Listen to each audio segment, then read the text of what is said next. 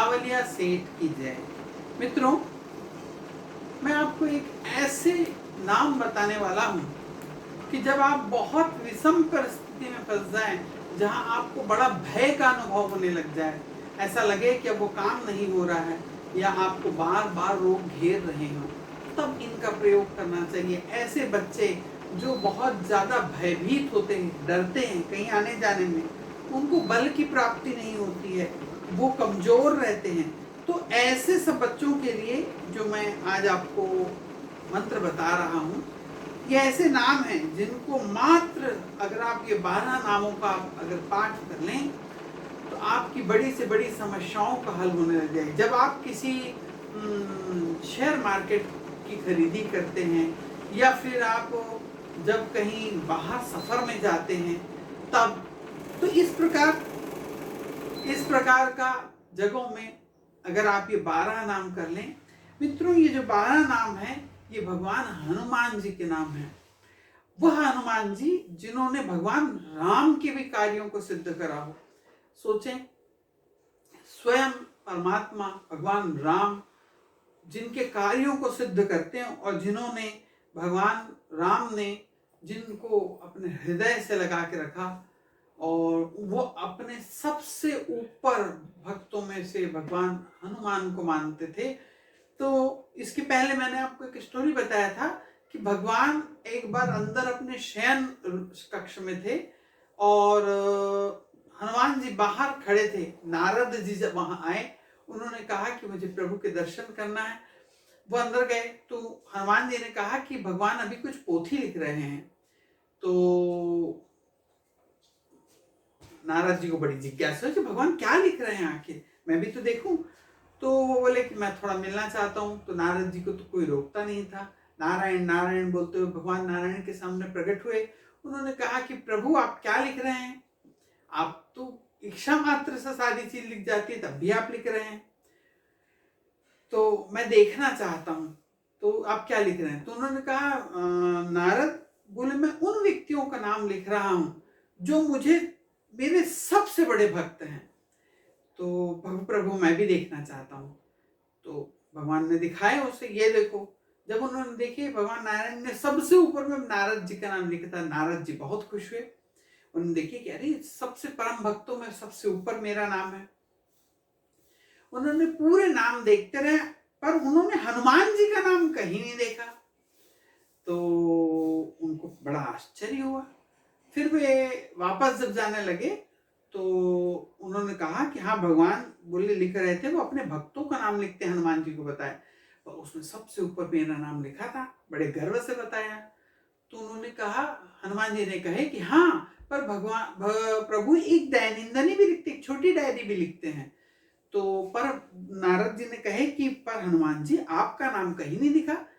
तो उन्होंने कहा कि हो सकता है कि भगवान ने मुझे अपने उन भक्तों के बराबर मुझे न समझा हो, तो इसलिए ना लिखा हो।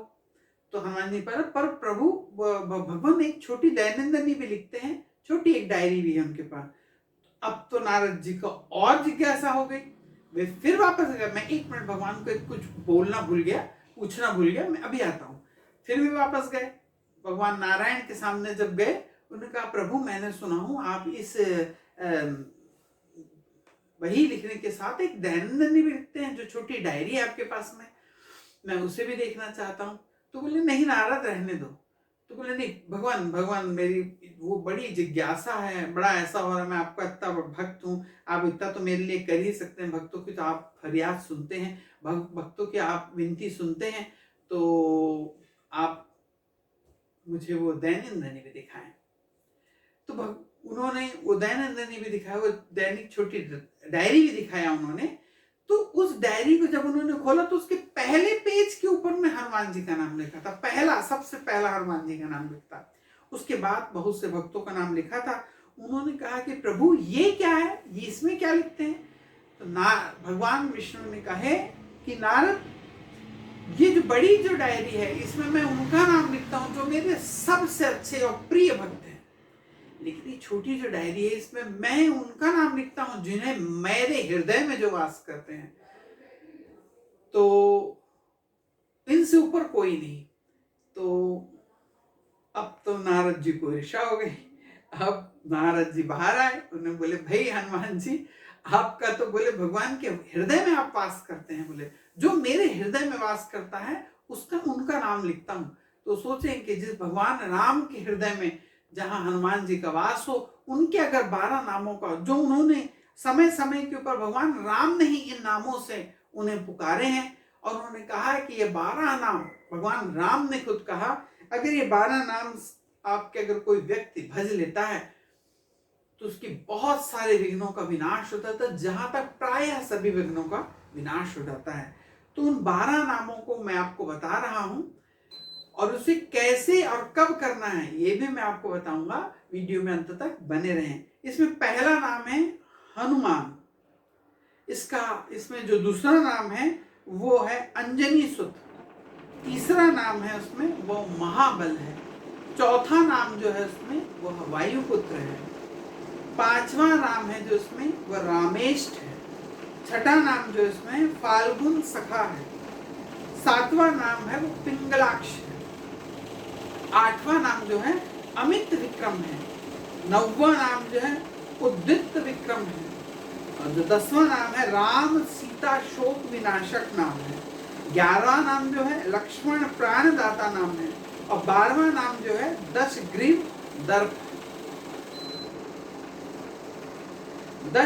दर्पा।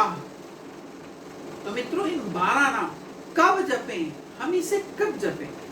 अगर हम सुबह जैसे ही उठते हैं हम अपने उसी बिस्तर के ऊपर बैठे बैठे, हमें और कोई ना काम करते हुए, हम उसी बिस्तर के ऊपर बैठे बैठे इन 12 नामों को उच्चारण कर लें।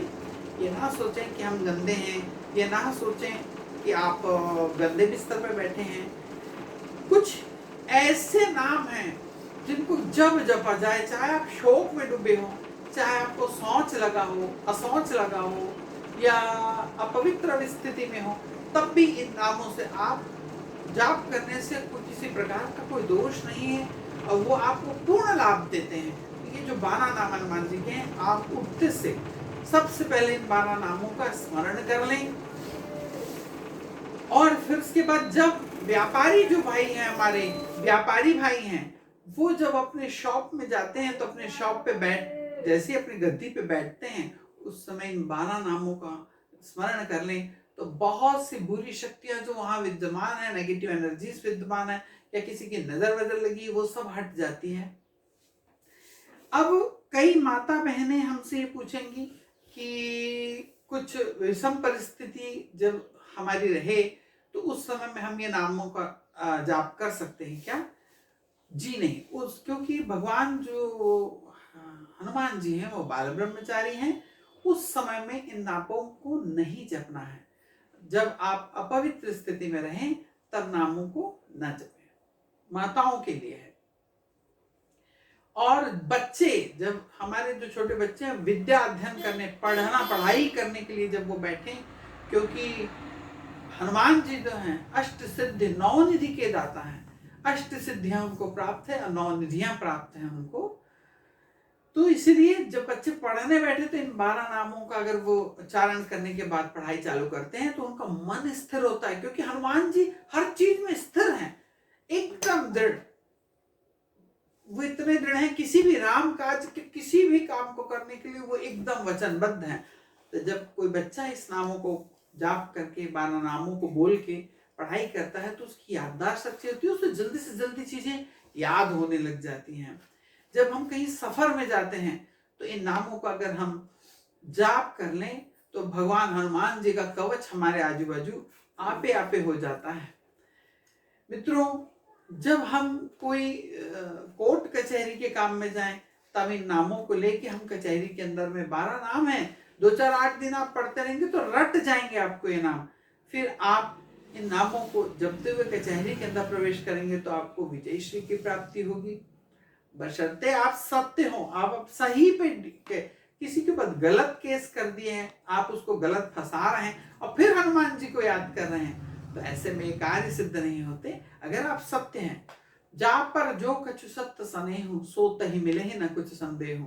हमारे गुरुजी ने एक हमको रामायण का ये बताया कि जब हम रामायण पढ़ते हैं और अगर हम सत्य पे हैं और किसी विघ्न में फंस गए हैं और अगर हम इस दोहे के साथ में संफुट लगा के अगर रामायण पढ़ते हैं तो जा पर जो कछ सत्य स्नेह हो सो तहि मिले ही न कुछ संदेह। अगर आप सत्य हो, अगर आप सत्य पर खड़े हो और आप अगर असत्य नहीं बोल रहे, सामने वाला झूठ बोल रहा है, तो आप जान लीजिए कि ये राम जी का कहा हुआ है कि आपको विजय मिलेगी ही, आप विजय श्री को प्राप्त होंगे, जो सत्य है उसकी विजय होगी। तो मित्रों, इतने अच्छे आपको ये बताने के बाद ये 12 नामों का वर्णन, रात को जिन माता बहनों को, भाइयों को, बच्चों को डर लगता है, भय लगता है, उनके लिए ये 12 नामों को जाप कर पाठ करने के बाद, जपने के बाद वे सो जाएं तो उन्हें रात को बुरे सपने नहीं आते, वो चमक कर नहीं उठते। कई छोटे बच्चे होते हैं, बहुत छोटे कई बच्चे हैं जो बिल्कुल न्यू बॉर्न बेबी हैं, वो जब चमकते हैं रात को, तो आप इन 12 नामों को एक व्हाइट बिना लाइन के पेपर, कोरे पेपर पे रेड रंग की इंक से लिख के उनका जो सिरहाना है उसके पास में उन तकिया के नीचे रख दीजिए। वो बच्चों के चमकने का जो वो है, चमक जाते हैं, कई बच्चे रात को डर के उठ जाते हैं, उनका वो डरना बंद हो जाएगा, उनका चमकना बंद हो जाएगा। मित्रों, आप इन 12 नामों को लिख के जो वाहन चलाते हैं उसके अंदर में भी अगर रखते हैं तो आपको वाहन दुर्घटना से भी आपकी रक्षा होती है। और इसके पहले भी मैंने आपको बताया है कि लॉ ऑफ अट्रैक्शन के, मैनिफेस्टेशन के, स्विच वर्ड्स के और वाटर मैनिफेस्टेशन के बहुत सारे वीडियो ऑलरेडी मैंने इसमें डाल रखे हैं। और मित्रों, इसमें कभी कभी ऐसा होता है कि कुछ जो इमेज है, हम वैसे HD है, हमारा जो फोन है वो HD फोन है, लेकिन NTC 1M10 कैमरा नहीं है कि जो बहुत ज्यादा तरीके से एकदम क्लियर कट बताए। तो अगर कभी आपको ऐसा लगता है कि थोड़ी सी क्वालिटी के अंदर फर्क है, तो आप लोग बहुत ही सज्जन और बहुत ही अच्छे श्रोता हैं और YouTube चैनल के हमारे परिवार के सदस्य हैं, जो बड़ी विनम्रता से, विनम्रता ही जो विद्या ददाति विनयम, विनय विनम्रता देती है विद्या। आप विद्यावान हैं इसलिए आप विनम्र हैं और सहजता से उसे लेते हैं, ये बहुत अच्छा है। और बाकी तो हमारे YouTube की हिस्ट्री के अंदर में बहुत सारी चीज़ें पड़ी हुई है, आप उन वीडियो पे जाके देखें। बहुत ही अच्छे अच्छे मुद्राओं के वीडियो है, लक्ष्मी मुद्रा है, कुबेर मुद्रा है, इस प्रकार के कुबेर मुद्रा से क्या होता है, इस प्रकार के बहुत सारे वीडियोस हमने ऑलरेडी डाल रखे हैं, उसे जाके देखें और अपने जीवन को कल्याण के पथ के ऊपर लेके चलें, सनातन धर्म की ओर लेके चलें। सनातन धर्म जो इस पृथ्वी पे जब से पृथ्वी है तब से सनातन धर्म है, इस धर्म से ही निकले हुए सारे धर्म हैं। भगवान जीसस क्राइस्ट के पहले क्रिश्चियनिटी नहीं थी, मोहम्मद साहब के पहले मुस्लिम धर्म नहीं था, भगवान जैन धर्म भी इन्हीं से ही, सनातन धर्म से ही निकला है। सिख गुरुदेव गुरु नानक देव से पहले सिख धर्म नहीं था। तो इसी प्रकार से सनातन धर्म लेकिन सबसे पहले था। सनातन धर्म का मतलब ही है जीने की कला, जो मनुष्य को साधारणतः समाज में रह के अपनी प्रतिष्ठा मर्यादा बना के चलते हुए, और जब हम एक आचरण को मानते हैं और उस पे चलते हैं, वही सनातन है। सनातन धर्म उसे ही कहते हैं। इसीलिए जो सनातन जीने की सबसे सुंदर कला को कहते हैं सनातन धर्म, उससे निकले हुए सारी ब्रांचेस हैं, मिलेगी जाके समुद्र में ही। अंत सबका एक है, इसलिए सबका मालिक एक जो कह दिए कि ईश्वर एक ही है, लेकिन भले ही हम कई वे में बह रहे हैं। इसलिए मित्रों, राधे राधे। नीचे कमेंट्स में राधे राधे जरूर।